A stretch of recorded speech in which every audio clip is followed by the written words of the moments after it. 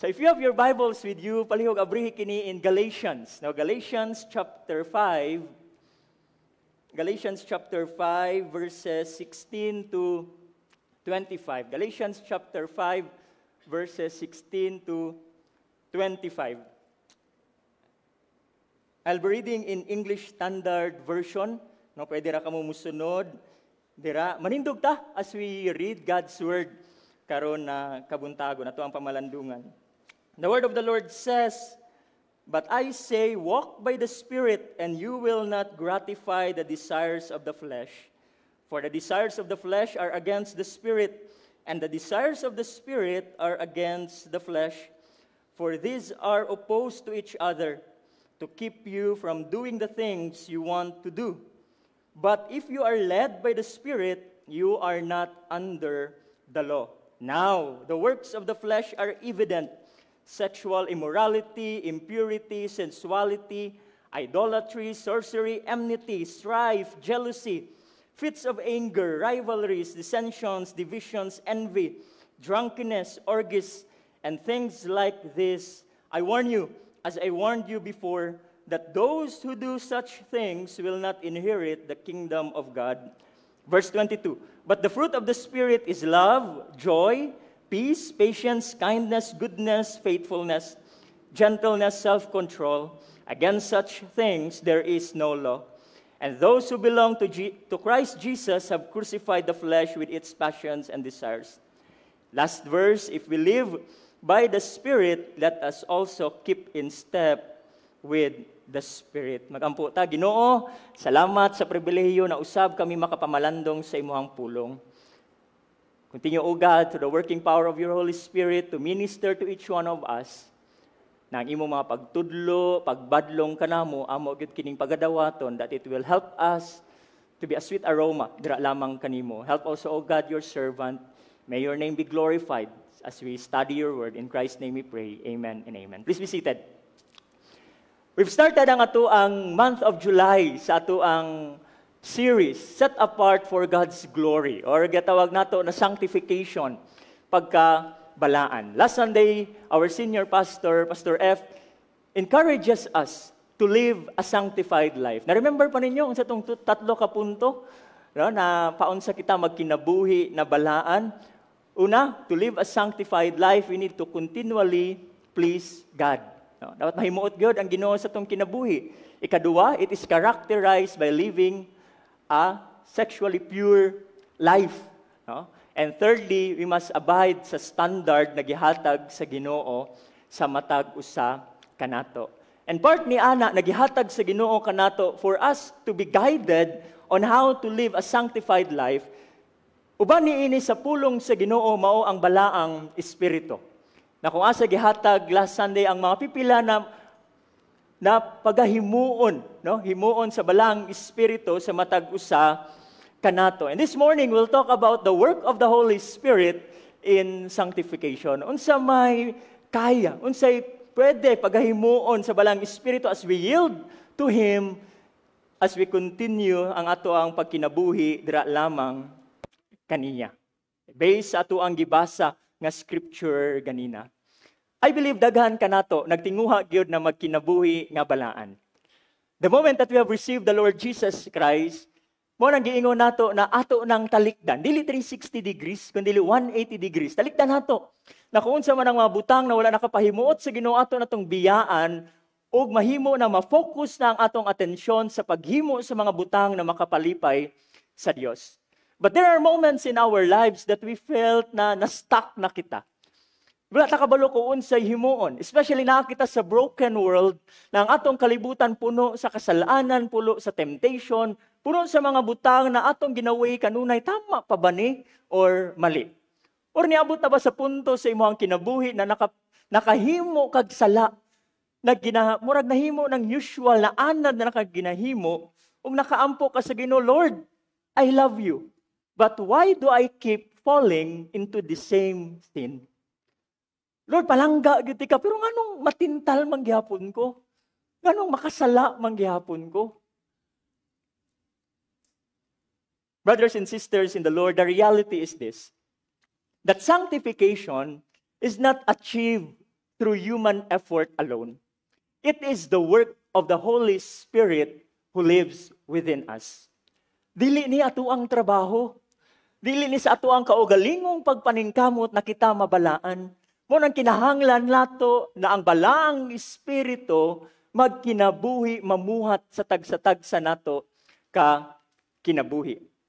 Ang pangutana nato karon, kinsa man ini, who is the Holy Spirit? Silang hulata lang ninyo, mugawas ra na, no? Ayun, no? Sabi ko na eh. No? Who is the Holy Spirit? Ako lang gi-paraphrase, no? Kay magdugay tag ato gyud ano ang doctrine of the Holy Spirit. Numayo ang atong mga kids karon sa Star Kids, they started talking about who is Jesus, no? So pwede mo attend sa siguro ta dito, no, sa atong kids, then hinay-hinay, no, atong masaltan. But anyway, mga famous na mga theologians nato, og napoy libro kani si Grudem, si Wayne Grudem og si Millard Erickson. Paraphrase para a simple definition. Who is the Holy Spirit? The Holy Spirit is the third person of the Trinity. Remember, God the Father, God the Son, and God the Holy Spirit. He is fully God and equal with the Father and the Son. Dili siya lahi, ha? He's the same. He is God. No?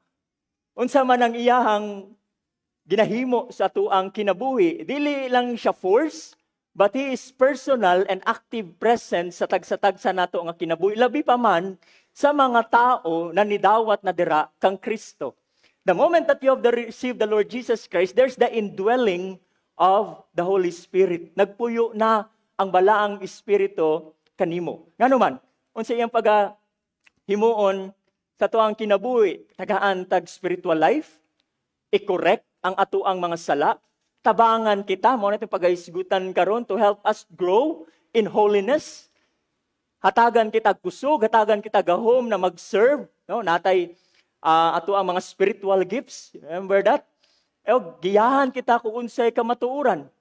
And also, it will shape our character to reflect Jesus. So, mauning prompting kanato kanunay na mahimo kita uyon sa kabubuton sa Ginoo. Let us simplify sa ingani nga illustration. Part sa amo ang pag-eskwela dito sa IGSL na may ginatawag na amo ang work service. No? Mauning campus care, manglimpyo ka sa eskwelahan, in part niya na ang servant steward. O napakailain na paghahimuon. So we are required 75 hours per sem, no, na amo ang paghahimuon. O ang usa na na-assign sa kuha ang pag-drive.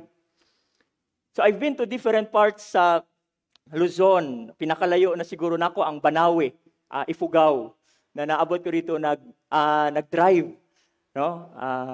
Baguio and weekly namin sa Silang, Cavite sa PNPA kay nagahimo sa atong ministry dito. Moingon siguro uban, how da nimo pastor sa mga dalan? Oy, dili gyud. Naan na draman ta diri sa Tagum na maura to ang dalan diri, no? Pag abot nimo dito, lahi ra gyud.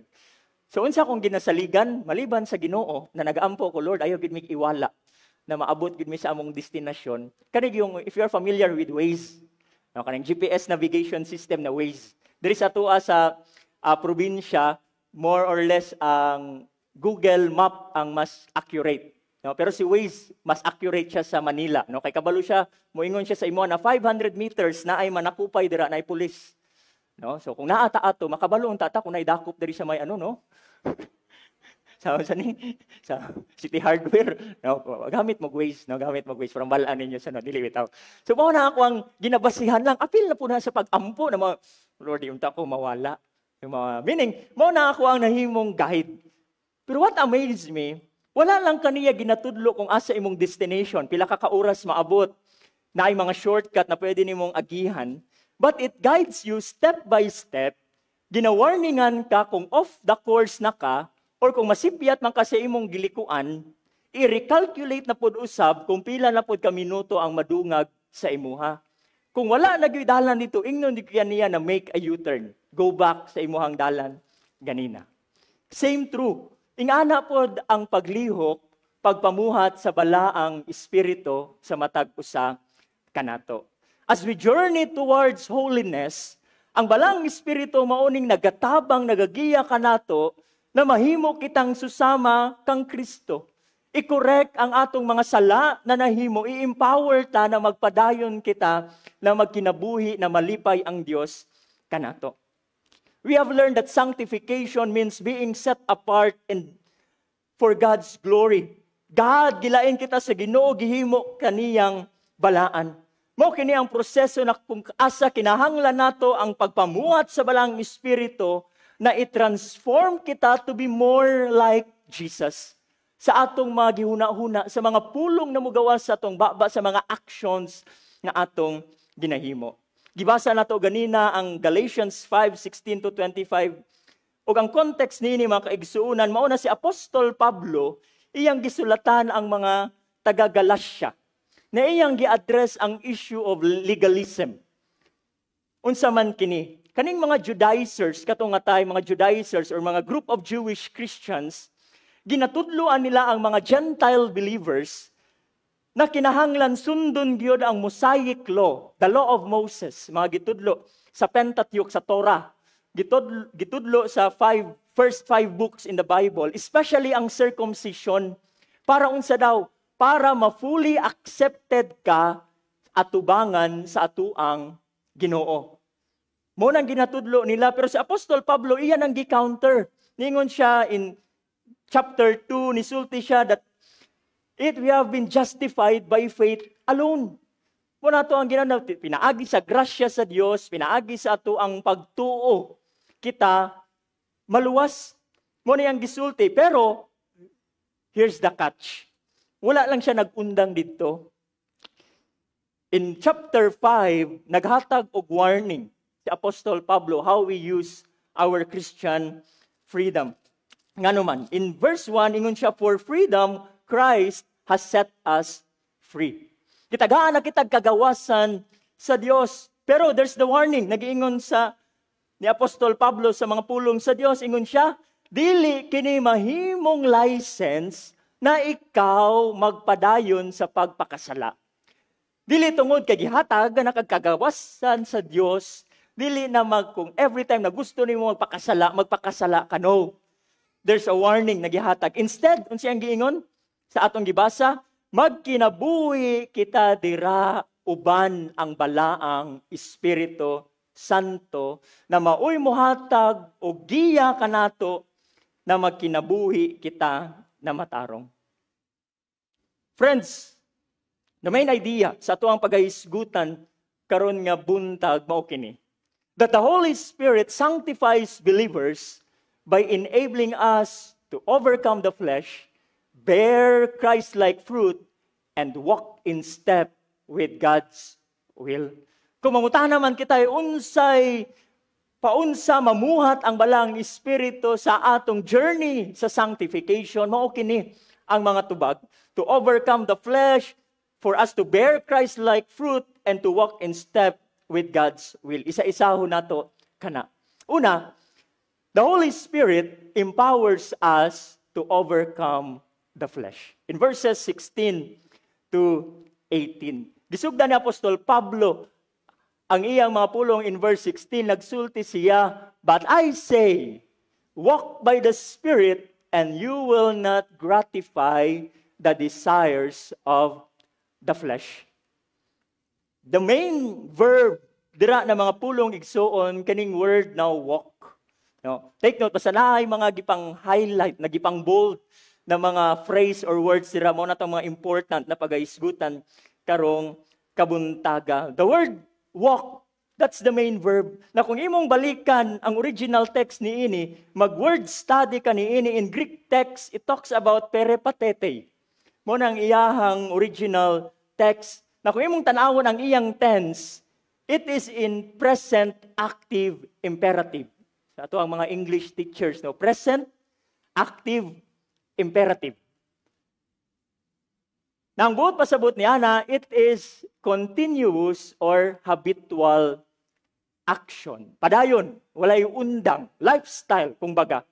So meaning to say, sa Apostol Pablo, iyang ginasuggest sa mga magtutoo, if he say walk, it is not a one-time decision. It is not just a one-time decision, but a lifestyle of dependence on the Spirit. I remember gahapon, no, during sa dawn prayer, no, ingon ni Ma'am Jeanette, pag imong himuon ang usa ka butang straight in 30 days, it will be a habit. Mahimo na nimo ni siyang lifestyle. Mo nang kung nagsugod ka dagan, no, mo na po inauso ron, no, sa una bike man to, no, karon dagan naman pod, mo inauso ron. No, pag nasugdan nimo na umpisa karon, ugma mao na pod in 30 days. Sunod-sunod na, it will become your lifestyle na. So maana na imong lawas mo matag sayo mo dagan ingana. So mao niyang ginahisgutan, it is an habitual action. Meaning, Apostle Paul is saying, you need to walk by the Spirit, live a lifestyle of dependence to the Holy Spirit. In simpler term, what he is saying, keep walking, keep depending, keep yielding sa atuang balaang Espiritu Santo. Mo kanang nag-reflect sa atuang daily journey, step by step kauban ang balaang Espiritu Santo. Ngano man, why do we need to do it? Ganong pagahimuon man nato nila padayon kita na maglakaw kauban ang balaang Espiritu Santo. Unsay giingon niya? You will what? Not gratify the desires of the flesh. Unsa man ang flesh na ginahisgutan diri. Si Apostle Paul iyang gigamit ang word na sarx, not to refer the physical body, but to our sinful nature. But pasabot, makasala nga kinaiya, kaugalingong tinguha nga supak sa Espiritu Santo.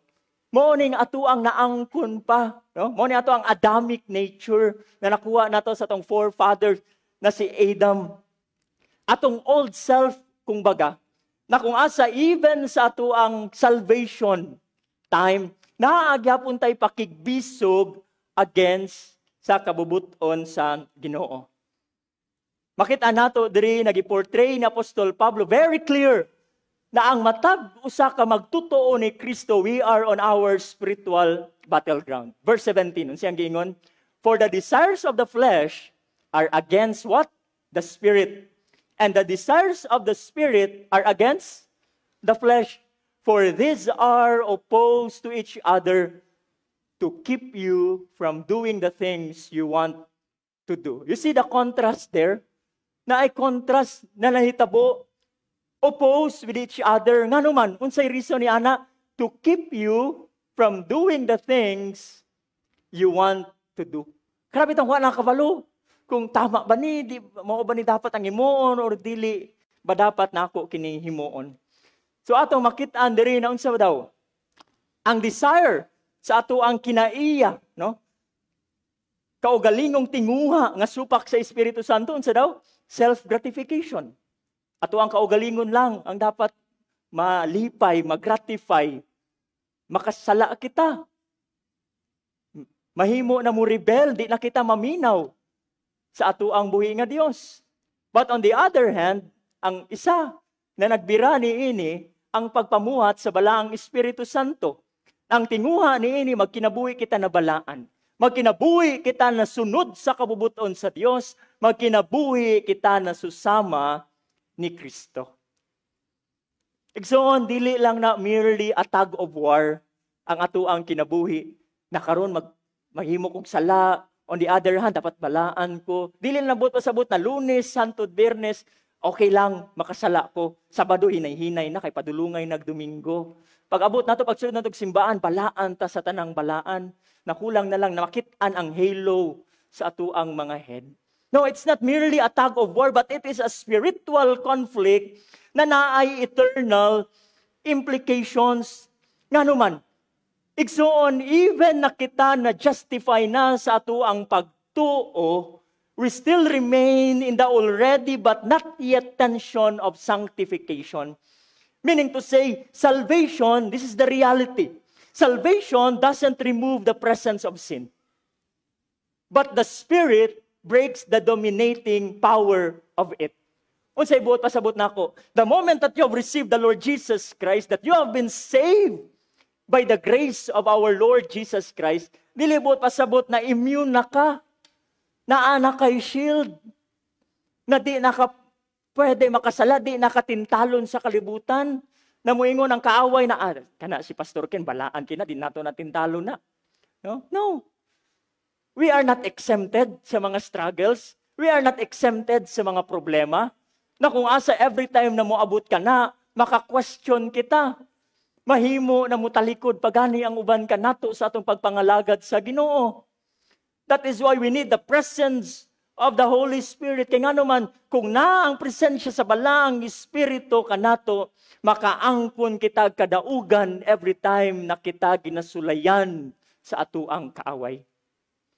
Igsuon, kini nga passage nagpakita kanato that victory over sin is not about trying harder, but it's all about trusting deeper sa atuang buhi nga Ginoo. Ayaw sa kanunay salig sa imong kaugalingon na kaya ra lagi nako ni, ma-overcome ra lagi nako ni. Mo na ginatudlo sa kalibutan kanato, believe in yourself. But God is teaching us trust in the working power of our Lord Jesus Christ.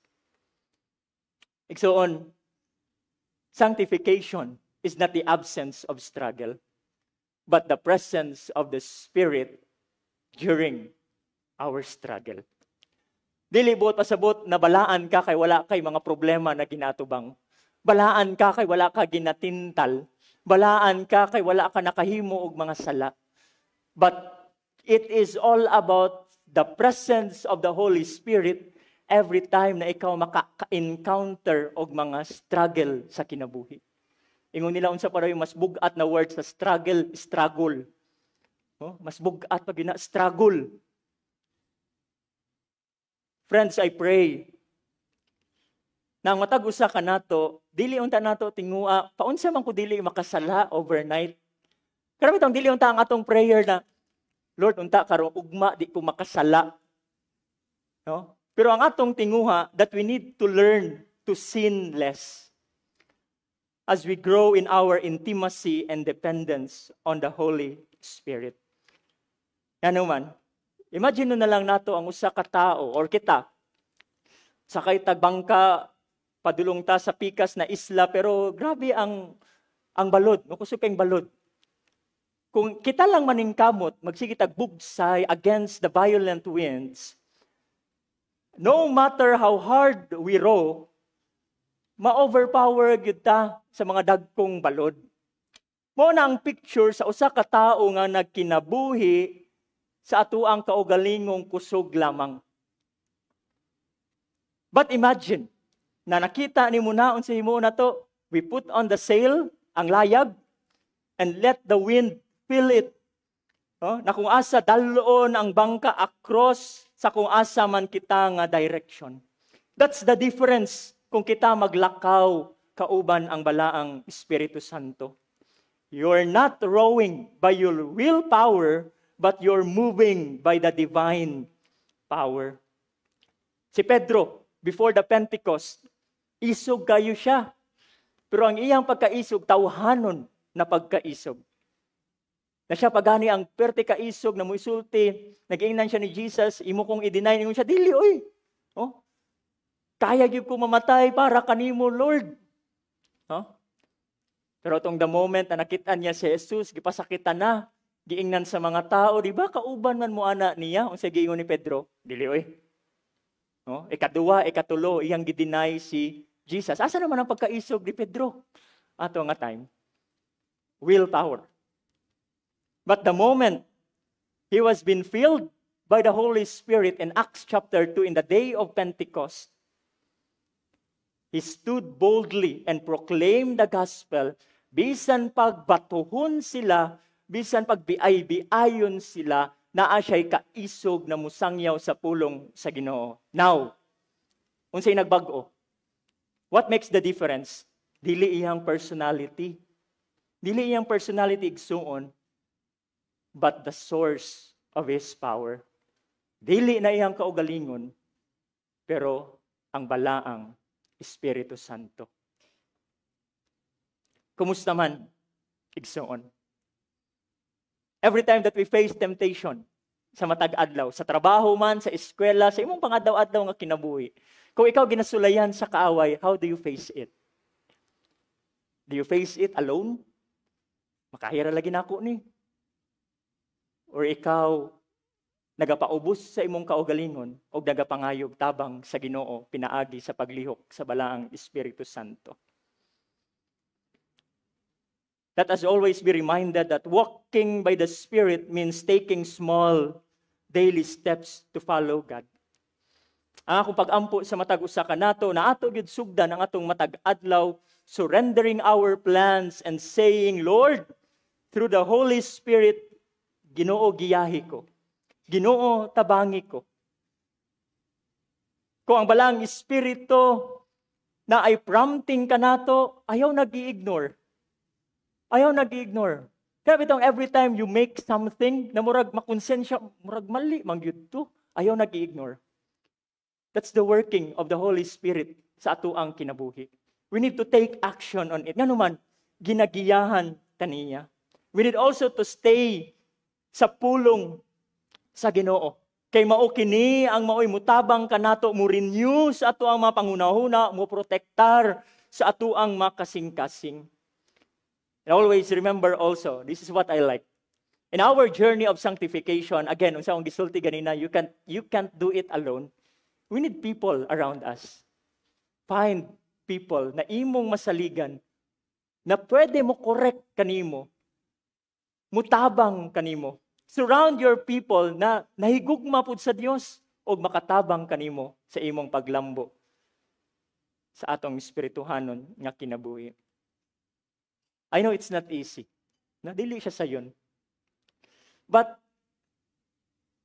I like to tell each one of you that walking by the Spirit is not about being perfect, but it's all about moving in the right direction.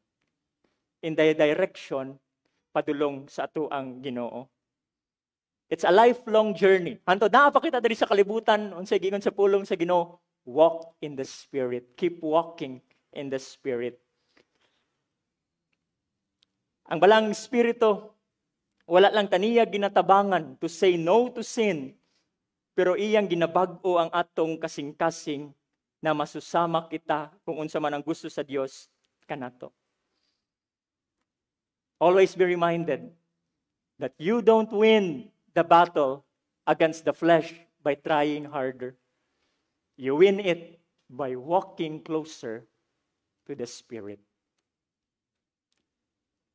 Secondly, dili lamang ang balang Espiritu nagahatag og kusog kanato to overcome ang atong kasalaanong tinguha, but also the Holy Spirit produces Christ-like character. In verses 19 to 23, magbunga kini og susama sa kinaiya ni Hesus Kristo. Makita nato dira in verses 19 to 23 na naay contrast na atong makita. Naay away diri. Unsay una? Na ang paglihok sa atong mga makasalaanong tinguha, works of the flesh. On the other hand, naapod ang bunga sa balaang Espiritu Santo. Kung atong tanawon in verses 19 to 21, makita nato diri ang sinful nature na maproduce nato kung dili kita magkinabuhi sunod sa balaang Espiritu. Gigrupo kini in 4 areas. Una, the works of the flesh. Natay ginatawag na sexual sins. Mao kining immorality, impurity, sensuality. Mao kini ang gihisgutan nato last Sunday na kung asa ginakurap nato ang disenyo sa Ginoo sa ato ang sexuality. Secondly, napud tay ginatawag na religious sins, idolatry, sorcery, na kung asa ginatwist nato ang tinud-anay na pagsimba into man-centered rather than God-centered. Sometimes demonic practices mo ng sorcery. Napud tay ginatawag na social sins, mas daghan ni. No? Unsay gibutang dira, natay enmity, jealousy, anger, rivalry, dissensions, divisions, envy. Na kung nahimo nato kini mao kini ang makapoison sa atong relationship, sa simbahan, sa community, sa atong mga higala. And lastly, natin ginatawag na excessive sins. Sobra-sobra. Drunkenness. Orgies. Mao kining mga addictive, self-destructive na mga kinaiya na makaguba sa ato ang pagpangalaga dira sa Ginoo. Ug unsay warning ni Apostol Pablo, unsay warning niya? In verse 21b, I warn you. As I warned you before. Meaning to say, dili lang niya karon gisulti kini. Giwarningan na niya ang mga magtutuo kaniadto pa unsay giingon? I warn you before that those who do such things will not inherit the kingdom of God. Ang maghimo niining sexual sins, religious sins, social sins, excessive sins, you will not inherit the kingdom of God. Friends, mao kini ang kamatuoran sa mga pulong sa Dios. Wala nagisgot si Apostol Pablo niini kung himuon nimo ni you will lose your salvation. Now, wala niya na nagsulti na basi mahadlok ko di ko makamawala kung kaluwasan day ani pastor. No. Dili na mao ang iyahang pasabot niya na. It doesn't mean that you will lose your salvation every time we sin. But here's the contrast. But gina-expose niya ang kinabuhi sa tao nga dominated sa pagkinabuhi na supak sa kabubuton sa Dios. Meaning, Apostle Paul is saying, you will never inherit the kingdom of God every time that you've sinned like this, ug dili ka kabalo mo balik sa Ginoo ug mangayo og pagpasaylo. Kana bitong murag nahimo na kang sanang term na murag nakubala na ka ba? No? Gahi na kayo ka.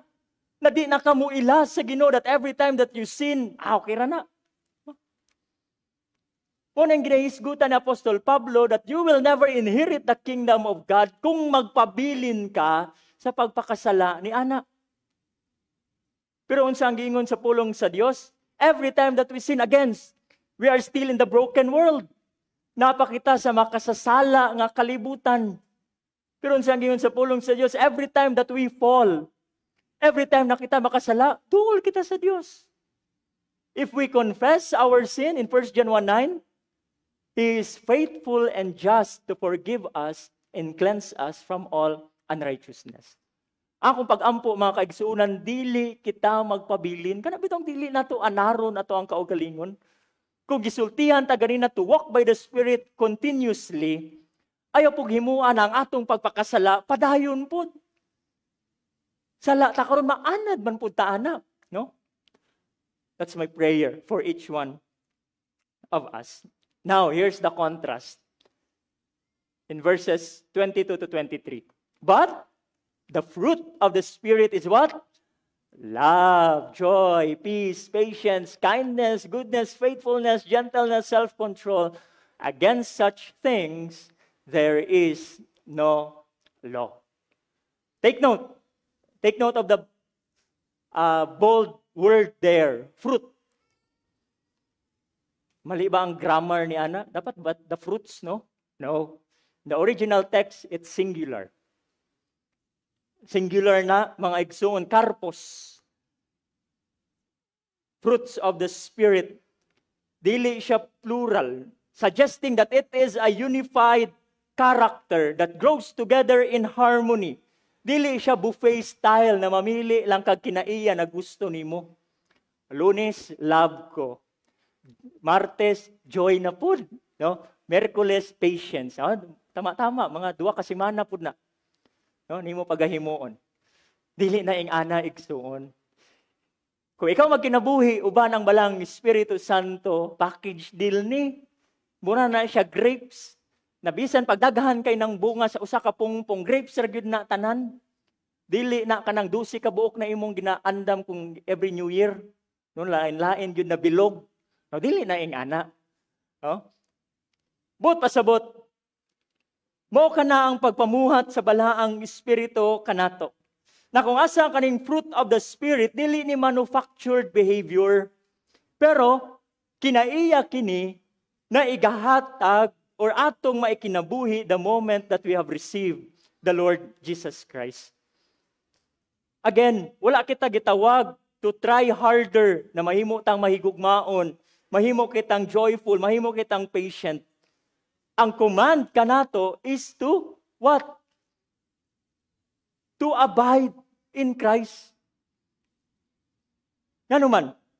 Unsay giingon in verse 4 of John 15, abide in me and I in you. As the branch cannot bear fruit by itself, so neither can you unless you abide in me. Unsay buot pasabot mga kaigsuonan? Na kining bunga sa balang Espiritu Santo, dili kini resulta sa ato ang religious performance. But it is a relational connection. Dili buot pasabot kaning mga nagatindog sa tubangan, mao ra ni balaan. Kito mga tao na nagapataas silang makamot, gapiyong silang mga mata, mao ra to sila ang mga balaan ng mga tao, no?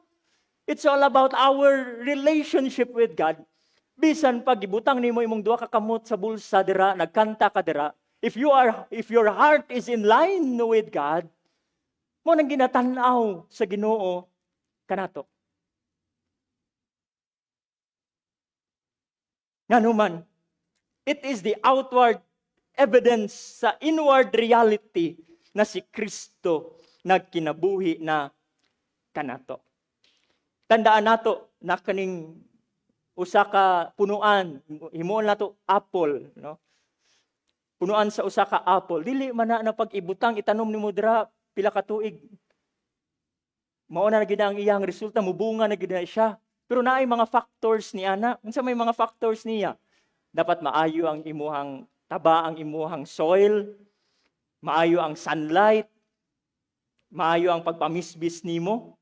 Nganuman, ang bunga, it will naturally come out tungod sa iyang healthy root system o sa ato ang pag-amping niini. Likewise, kung kita na mga Kristohanon rooted in Christ, nourished by the Word, dependent on the Holy Spirit, makitaan yun ang pagbago sa ato ang kinabuhi. Slowly but surely. Dili man dayon, but slowly but surely, makitaan ang mga kinaiya na gitinguha ni Kristo sa ato ang tagsa-tagsa nga kinabuhi. Ako pangutana karon, kumusta man igsoon? Makitaan ba sa mga tao ang mga kinaiya nga gitinguha ni Jesus sa ato ang kinabuhi? Makitaan ba na kita malipayon, pasensyoso, unsa pa tong mga fruit of the Holy Spirit sa ato ang kinabuhi? Makaingon ba ang atong bana, ang atong asawa, ang atong mga anak, mga tao na nasa atong palibot na naa si Jesus sa iyang kinabuhi? Matthew 5:16 tells us, siyang gingon sa pulong sa Ginoo, let your light shine before men, that they may see your good works and praise your Father in heaven. Igsuon, tandaan nato that Christian life is not just about changing our behavior. Dili ning atong ginabag-o ang atong kinaiya. But it's all about showing Jesus to the world through the Holy Spirit. As we walk with Him, the Spirit grows a holy and Christ-like character sa tuang kinabuhi. Ang akong pag-ampo sa matag usa kanato, stay connected sa tuang buhi nga Dios. That in God's perfect time, we will produce the Christ-like character pinaagi sa balaang Espiritu Santo. Lastly, the Holy Spirit leads us to walk in step with God's will. In verses 24 to 25, nagpadayon si Apostol Pablo, nagsulti siya, and those who belong to Christ Jesus have crucified the flesh with its passions and desire. The verb have crucified indicates a once-for-all decisive act. Meaning to say, it refers to our repentance and ang atong pagdeklarar sa atong pagtuo dira kang Kristo. In short, conversion. The moment that you have received the Lord Jesus Christ, you have been converted, pinaagi sa grasya ni Jesu Kristo. Unsa atong gihimo? We turned away from sin, o kung siyang giingon sa pulong sa Ginoo, the flesh with its passions and desire. Meaning, we declare war already. Nagtinguha na kita na di na kita magkinabuhi sa kasalanan. But while the old self was decisively put to death, the influence still lingers. But pasabot na siya ang giingon ganina, naagyapon ang presensya sa kaaway, nagsigi nagpalibot kanato. Na ang tinguha lang yun sa kaaway, mahilayo kita sa atong relasyon sa Ginoo. Mahimo na dili na nato sundon ang Dios, kuhaon ang atuang kalipay. Na moabot sa punto mo question kita, tinuod ba gyud ang Ginoo? Mao na ang desire sa kaaway kanato. There's still the influence. That's why balikan nato ang unang verse ganina in verse 16, walk, keep walking, continues. Ngano man, piliyo nato sa matag adlaw na magkinabuhi sa Ginoo. Again, living by the Spirit is not automatic. That's why we must actively walk in step with Him. Kung siyang gingon sa verse 25, if we live by the Spirit, let us also keep in step with the Spirit. Now, ano akong isa sa mga, as I study this phrase, this verse, kanina bitang word na keep in step, a phrase na keep in step, and Greek word stoikomen, it is a military term. Military term. Naman tayo mga uniform personnel nato diri. It means to march in rank, to follow the line, to keep cadence.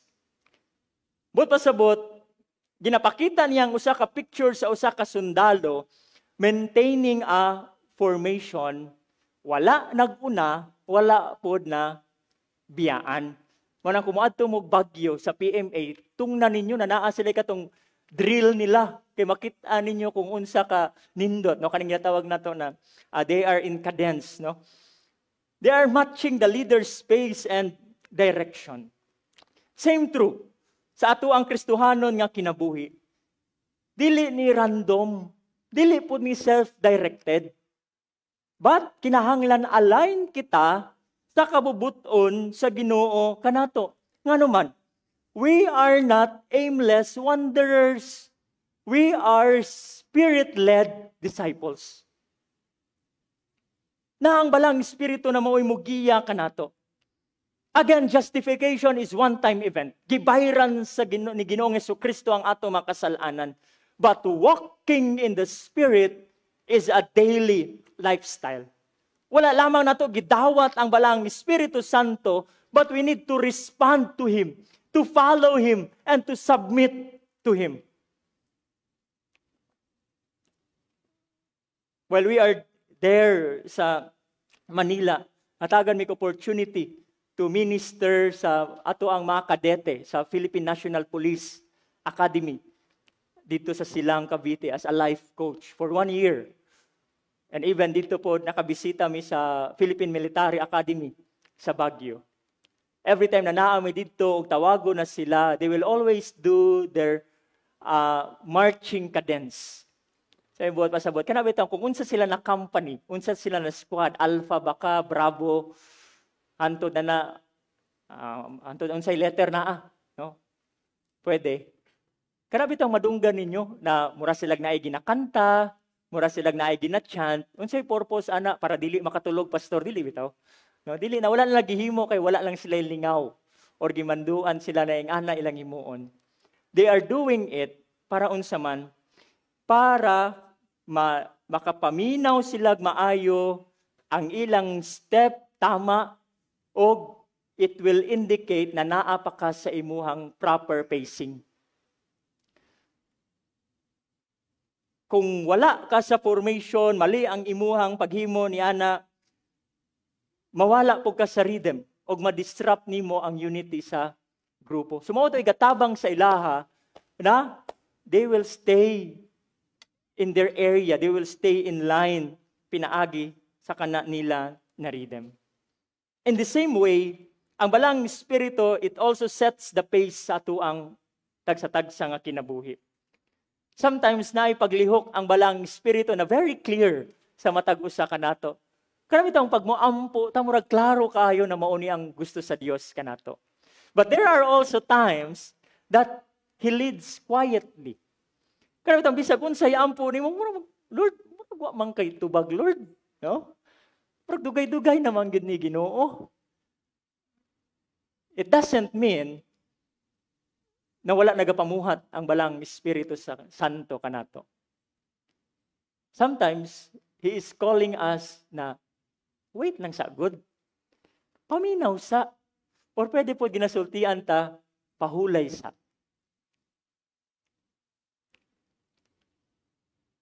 In every season sa atuang kinabuhi, mga kaigsuunan, we must tune our hearts sa leading sa Ginoo kanato. If God is saying it clearly, do it. Pero pag musulti ang Ginoong Jesucristo pinaagi sa balang Espiritu, silent pa siya. Ayaw pug kanta dayon og natutulog ba ang Dios? Kiwa gyud natulog ang Ginoo. Ginaandam lang gyud taniya for something better. For what's best for each one of us. Ang encouragement sa matag usa kanato, keep in step with the Holy Spirit. Understand the will of God. Sa matag usa kanato. Nganuman, walking in step means no spiritual independence, no self-willed detours, no resisting His promptings. Kaingon siya mga pulong in verse 14 of Romans chapter 8, for all who are led by the Spirit of God are sons of God. It talks about relationship. It's not impersonal. Nakita lang ang muhimo niini sa our relationship with God. Ang balang Espiritu, wala lang siya nagahatag og direksyon. Gauban siya, lakaw kanato. Ginatudluan kita, ginakonviksyonan kita, gina-empower kita, ginatudluan kita og maayo. Ang pangutanan nako mga kaigsuunan, nahimo bang parte sa imong kinabuhi ang balang Espiritu sa matag area sa imuhang kinabuhi? Are you walking with the Spirit? Are you naa ba kay relasyon dira sa atuang balaang Espiritu Santo? The moment that you maghuna-huna taon sao nato ang atuang oras paggamit sa atong mga relationship, sa atong panghuna-huna, even in our ministry, decision making. I remember one church na kung asa every time that they've done ang ilahang annual planning, dili nabot pasabot pagka January, himuon dayon nila. You know what they are doing? After they put all ang ilang mga gusto, tinguha na himuon, they will do 1 month na prayer and fasting. Asking the Lord, Lord, mao ba gyud ni ang imuhang kabubuton na pagahimuon, direksyon sa imuhang mga katawhan. I pray that God, through the working of the Holy Spirit, would lead each one of us. Mga igsoon, the Christian life doesn't happen by accident. Dili aksidente nga naa ta diri karon. It takes daily dependence on the Holy Spirit. Nganuman, mao kini ang mohatag kanato bag-ong kinabuhi. Mao kini ang mutawag kanato na magkinabuhi kita dira sa atuang Ginoo. Dili bot pasabot that being filled with the Spirit, giled na kita sa atong mga emotions or mga quick decisions. It means keeping in step with God's will. Ako pag-ampo mga kaigsuunan, as we continue our journey, I know dili siya sayon. Kasi musulti na si pastor, pero lisod ba? Yes. Dili siya sayon. But my prayer for each one of us, mga itagtabang sa Ginoo, that we will keep in step with Him. Dili ta musipak sa ato ang dalan. Kung gikapoy ta, paulay sa good. Pero ayaw detour. Ayaw pangitag laing dalan. No? Paulay, ug lakaw na pod pagkahuman. What do I mean? Kung na yung mga struggle, na yung mga problema mo abot, it's okay to rest a bit and listen to God. Mahigtabang kaniya unsao nato kini ma-overcome. And I know it is God who will work in each one of us. Stay in step with the Spirit. And makita nato ang atong kinabuhi in the center sa kabubuton sa Dios kanato. In conclusion, let us always be reminded that we do not become holy through external rules or self-effort, but abiding in the Holy Spirit who transforms us from the inside out. Again, paunsa mamuhat ang balang Espiritu Santo sa matag usa kanato? The Holy Spirit sanctifies believers by what?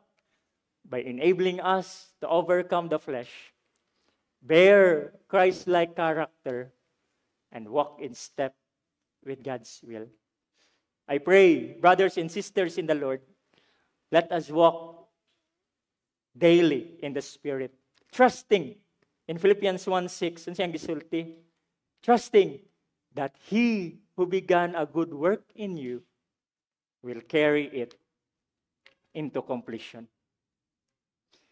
Ginoo, salamat sa